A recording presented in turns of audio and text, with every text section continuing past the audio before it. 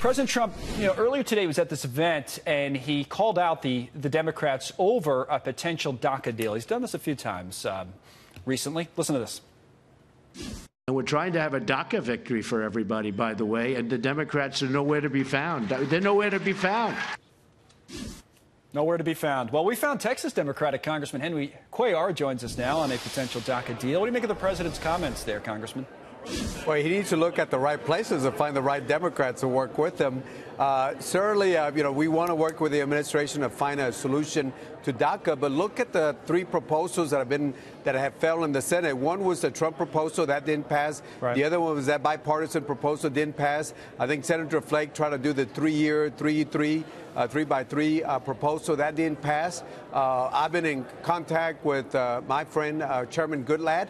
Maybe we can find something to do in the House. But again, there's ways of doing this, and if we can sit down, hopefully we can find a solution to DACA. Isn't that bill that you referenced, that Goodlatte bill, even more conservative than the Grassley amendment in the Senate, which failed, or has it changed? I mean, in other words, can you guys support it? Could you ever see yourself supporting what they're talking about in the House?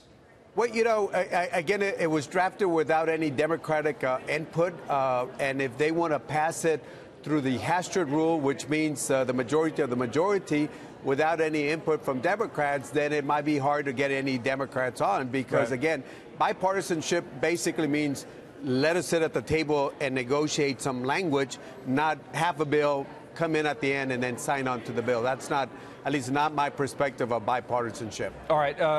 One thing we talked about earlier, one of your Republican colleagues on, is how you guys, for better or worse, seem to always operate on deadlines. And we thought for a while March 5th would be one. The courts kind of came in and said, no, that's not as important for various reasons. We've moved past that. So now what? I mean, that's fair, right? That, I mean, the Congress looks at a date and says, hey, we got to get it done by then because it's a deadline. Is there a new one that you're looking at and maybe a time frame we could work towards? Yeah, and I think my colleague was correct. Congress is not very proactive or doesn't move in strategic way. We work from crisis to crisis, and when a deadline is taken away from us, basically the Supreme Court did that when they told the Trump administration follow the regular legal appellate process. That took, it was a double-edged sword. One, it gave the Dreamers a little bit of time, relief, but at the same time, it took the pressure off Congress, the deadline, to come up with something. What'd you make of the case out in California with the Justice Department suing the state over its sanctuary city policies today? Jeff Sessions made a speech out there. Well, again, I know that's an issue up there in California. I'm one of those Democrats. I don't believe in sanctuary cities because just simply, in fact, I don't have any sanctuary cities in my district. My brother is the border sheriff, Martin Cuellar, down there in Laredo, and he honors those ICE detainers. So I don't believe in sanctuary cities in the first place. But again, unfortunately, there are people on two different sides that probably have to figure this out in the court setting. While I have you here, before we wrap this up, it is kind of, I was talking to Tom Bevan from Real Politics about this and just mentioned it in passing a little bit. What's it like in Texas now for Democrats? Is too much being made of that this week, that there's certainly suddenly a resurgence of the Democratic Party in Texas, and they might really be able to take on, say, a Senator Cruz? Is that getting overblown, or are you feeling it as well, that there's something to it? Look, I've seen Texas when it was dark blue.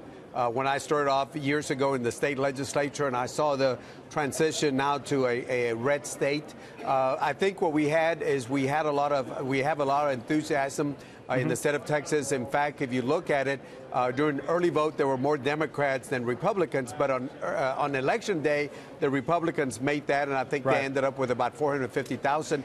Again, it's early. We got to see what happens between now and then.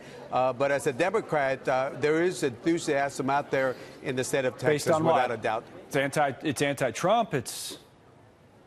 Well, I think I wouldn't say just anti-Trump. It's just basically try to provide balance. When President Obama was there, the American people wanted to provide balance, and they elected a Republican Congress. And I think the American public, if you look at the history, the historical trends that we've had, when there's a certain president, they like to bring in another party to provide balance to the approach that the administration is bringing. Last thing, the president's getting a lot of pushback in his own party on this trade policy. It would seem to be something more Democrats would support. Do you? I don't. I think it's a mistake for any country to set up trade barriers. We saw what happened in the 1930s when we did that, and it was not good for the United States. It was not good for the world economy, and I hope we don't go that direction. I disagree. Thank you, Congressman. Good to see you. Congressman Cuellar out of Texas, joining us from Capitol Hill.